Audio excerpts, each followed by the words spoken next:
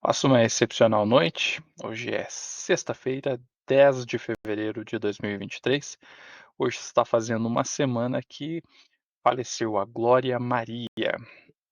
Talvez quem é de uma geração um pouquinho posterior à minha não acompanhou mais, mas certamente quem é de uma geração antes, né, vivenciou, assim, se acostumou com a imagem dela.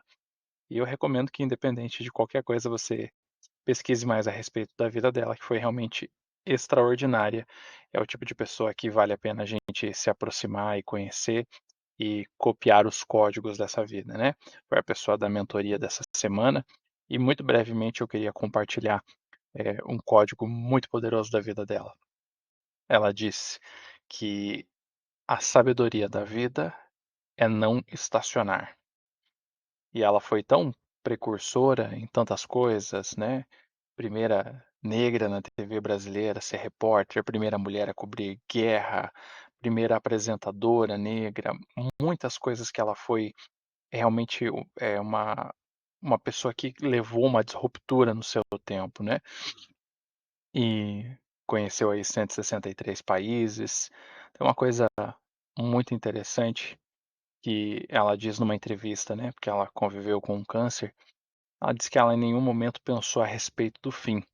Ela pensou: "Eu sou jornalista, eu entendo de escrever matérias, quem entende de cérebro, né, que é onde ela tinha um tumor, é o doutor tal. Então, fala aí doutor, esse é o problema é seu, né, então se vira aí como é que você vai resolver isso aí, porque eu me encarrego de viver". E é muito interessante que realmente ela, eh, tem uma vida que testemunha isso, né, alguém que não parou, alguém que foi incansável e alguém que viveu o propósito. Sabemos que viveu o propósito, porque nós sabemos que propósito tem a ver com pessoas. As matérias que ela produziu ao longo de 40 e tantos anos na televisão, elas tinham sempre a ver com pessoas. Então ela mesma disse, né, que não ia para países, né, para ver paisagens ou qualquer coisa, mas ela experimentava muita coisa, né. E ela diz o seguinte, que é esse o código central, na verdade, né, que ela compreendeu em dado momento que a gente está vivo para passar por experiências e aprender com todas. Então aprendeu a viver com tempos bons, com tempos ruins, mas a ânsia dela por experimentar coisas, né, o desejo dela de viver e avançar na vida fez com que ela fosse realmente precursora. Isso é algo que a gente observa na vida das grandes pessoas que, trouxeram, né, grandes rupturas com seu tempo e transformaram o seu espaço. São pessoas que fizeram várias coisas, alcançaram vários feitos, apenas como uma consequência de estar buscando seu propósito. Eles estavam tão focados, né, em vivenciar aquilo, que as conquistas, né, o primeiro a fazer isso, o único a fazer aquilo, elas todas vieram como consequência, né. Então, quando você estabelece os seus alvos aí, tenha isso em mente. Se você buscar clarificar o seu propósito e seguir adiante em direção a ele, muitas coisas elas vão acontecer como uma consequência de alguém que é imparável, certo? Eu tenho vivido uma alegria muito grande ultimamente, que é estar produzindo, né, finalmente um livro que está se encaminhando aí para ser publicado nesse ano.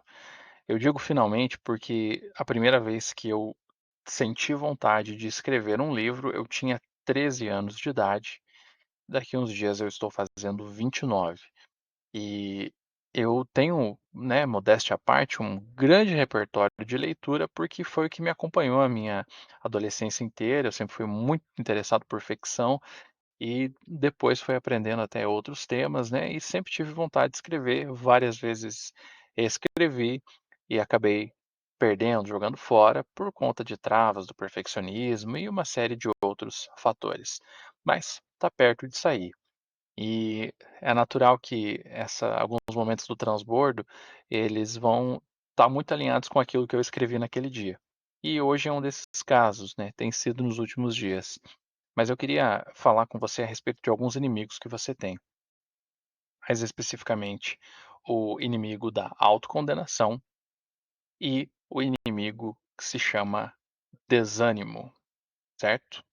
A autocondenação, ela, bom, o nome já sugere. É uma voz que fica te condenando. E por que que ela é uma inimiga sua? Porque ela te destrói. E ela te destrói atacando o seu ponto fraco. Então faça um comparativo com um campo de batalha, ou se você quiser uma analogia mais leve, pense a respeito de um campo de futebol, uma partida de xadrez. Vou falar do futebol, que é que eu tenho mais familiaridade. Quando um time percebe que o outro, por exemplo, do lado esquerdo da defesa, é mais lento, tenha certeza que muitos ataques virão nesse pedacinho. Bolas serão lançadas rapidamente ali, você vai ter movimentações mais rápidas no meio-campo para aquele setor, porque é onde demonstrou fraqueza e é onde você vai acabar sofrendo os seus golpes. Da mesma forma, na sua vida, você vai acabar sofrendo nos âmbitos onde você tem determinadas fraquezas e bloqueios, essa vozinha da autocondenação, dizendo que você não tem moral para falar de um assunto, que você não é bom o suficiente para viver determinada situação e que você não tem os méritos para que você possa experimentar qualquer coisa que seja, seja caminhar para o seu propósito, viver o seu desfrute. Essa é uma voz que acaba sendo instalada na sua cabeça. E não tem a ver com autoestima ou capacidade de realizar as coisas. O problema nisso é que quando você permite que essa voz atue dentro de você, ela, primeira coisa, vai fazer com que você não transborde. E transbordar é algo que é transformador na vida. Quer dizer fazer vídeo no YouTube, Otávio? Não. Transbordar é você levar aquilo que você tem plenitude em você para as outras pessoas. E isso multiplica os seus resultados, isso exponencializa o seu crescimento e é viciante. É viciante. Coisas sobrenaturais realmente começam a acontecer quando você passa a transbordar e ter um compromisso em transbordar na vida das pessoas. E a autocondenação vai cortar essa linha, não vai permitir que você transborde. E aí você vai se calando cada vez mais e vai aumentando essa carga de culpa, essa sensação de que você não realiza nada, e daqui a pouco isso que era apenas uma voz condenatória, ela passou a ser uma realidade, porque você ouviu tanto essa condenação que você não transbordou, aí você parou de crescer, aí você parou de fazer. Daqui a pouco você não tem resultados e você se tornou um coadjuvante da sua própria história. Você passa a ser alguém que apenas sofre consequências daquilo que acontece ao seu redor, e isso é destrutivo para você, certo? Esses inimigos, eles não querem tomar algo rápido de você, porque senão você reagiria, né, não estão tentando pegar as armas da sua mão. Eles estão tentando fazer com que você simplesmente solte as suas armas e fique inerte, que é muito mais fácil derrubar você quando você não está pronto a atacar. E se você fica só na defensiva, uma hora a velocidade de quem está atacando e a constância de quem está atacando vão superar sua capacidade de se defender e você vai tombar, certo? E o outro inimigo é o desânimo.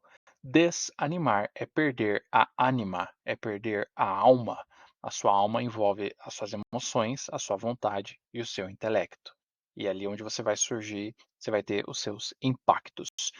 Existe uma diferença entre a frustração e o desânimo. A frustração é muito melhor do que o desânimo. Porque quando você está frustrado, você tem energia de raiva, você tem energia de ira. A frustração é quando você teve algo que você direcionou esforços e você não teve sucesso. Você se sente frustrado, você se sente impedido de realizar. Isso costuma vir com uma energia de raiva que faz você partir para cima. Só que se você não adquire conhecimento, se você não adquire instrução, a frustração vai se acumular. Geralmente, os aspectos da sua vida que você está frustrado são os aspectos da sua vida que você não pegou os códigos, que você não leu, que você não estudou, que você não recebeu o transbordo. E aí isso vai gerando situações que você vai repetindo. Então, uma mesma frustração que se repete vai ficando maior, ou uma coleção de frustrações. Geralmente, essas duas coisas acontecem juntas. Uma frustração vai ficando grande porque ela se repete, e outras vão chegando para compor a família. E quando você tem muitas somatórias de frustração, essa ira que foi mal canalizada, ela se transforma em uma melancolia, que é diferente da tristeza. Porque quando você se sente triste, né, a raiva é para você ir para cima. A tristeza é para você refletir e analisar um pouco mais devagar. Por isso que quando você fica triste, você fica um pouco mais, né, slow. mas não produz isso. Produz uma melancolia que cria raízes de amargura. E aí é que está o grande perigo, porque aí você se torna inerte. E no momento que essas frustrações se acumularam e a sua raiva baixou de energia e virou uma melancolia, aí você está desanimado. O frustrado ainda tem energia para ir para cima. O desanimado caiu numa melancolia e ele está sem alma, ele está sem brilho e ele não vai para cima. E quando ele não vai para cima, aí, bom, não tem como ele ter resultados. Também ele se torna um coadjuvante, começa a misturar com a autocondenação, que vai ter mais culpa e vai virar uma bola de neve infernal. Portanto, essas coisas, quando elas se juntam, elas são suas inimigas. E aí eu vejo um paralelo com esse código poderoso da vida da Glória Maria, que era não parar, né? Não parar não quer dizer acelerar constantemente, mas é que às vezes no 8 ou 80, se você não está conseguindo fazer alguma coisa com perfeição, você acaba parando e não fazendo nenhuma. Então, se você não está conseguindo se exercitar todos os dias da semana, você não se exercita. Se você não está conseguindo tomar 3 litros de água, você não toma nenhum copo. E assim por diante. E isso acontece nos relacionamentos. Se você não está tendo aquele tempo de qualidade maravilhoso e beijando na chuva e correndo em direção ao pôr do sol, você também não coloca nenhum tipo de esforço para que você tenha momentos de qualidade. E isso, infelizmente, é algo que acontece com todos nós. Mas eu queria hoje te alertar para esses seus inimigos, para que você passe a prestar maior atenção, porque quando você tem um adversário que é mais forte que você, os esportistas aí podem me dar um apoio nessa, né? Você tem que partir para cima, porque se você adotar uma estratégia onde você só tenta se defender, vai acontecer com você o que aconteceu no Brasil na Copa de 2022. Quem não faz, toma, né? Naquele momento aí do jogo contra a Croácia, quando o Brasil parou de tentar subir, né, ficando só na defensiva, uma hora as brechas foram aparecendo e o gol que não poderia ter sofrido, foi sofrido. Então você tem que mudar essa atitude e ir para cima. Não deixa as suas brechas aparecer, mas se fortaleça e vai para cima. Como é que você vai para cima destes inimigos? Agindo de forma contrária. Então, se você está sendo bombardeado por autocondenação, libere perdão para si mesmo e faça o contrário do que a autocondenação quer fazer com você. Porque toda a paralisação que ela vai fazer com você para te derrubar, ela começa te paralisando no transbordo. Então, eu te incentivo. Transborde. Compartilhe aquilo que você tem aprendido ao longo das suas vivências com as pessoas que você conhece. Isso muda o jogo. E se você está frustrado, é só prestar atenção. Você tem que utilizar essa energia para ir para cima com a sua ira ativada. Mas você precisa adquirir instrução a respeito disso, senão você só vai empilhar frustrações. E se você já se desanimou, então agora é hora de sacudir a poeira, entender que o que você falhou foi em adquirir instrução e partir para cima. Quanto maior for a clareza do seu propósito e quanto maior for a consciência e o nível de instrução que você tiver a respeito disso que você está se degladiando aí, ajusta isso, busca direcionar a sua vida para que você colete experiências e você vai ver que muitas coisas ao seu redor vão começar a mudar e você também vai se tornar um precursor, um pioneiro. Você vai ver quantas coisas na sua família, nas últimas gerações da sua família, você vai ser o primeiro, tá? Talvez tem coisas que estão rodando na sua família há gerações. Se você tem a oportunidade de ser o primeiro a romper, a quebrar e a estabelecer que na sua casa, na sua família, na sua vida e na sua linhagem, daqui para frente, a coisa muda de figura. E até lá, nós estamos juntos. Até depois do fim.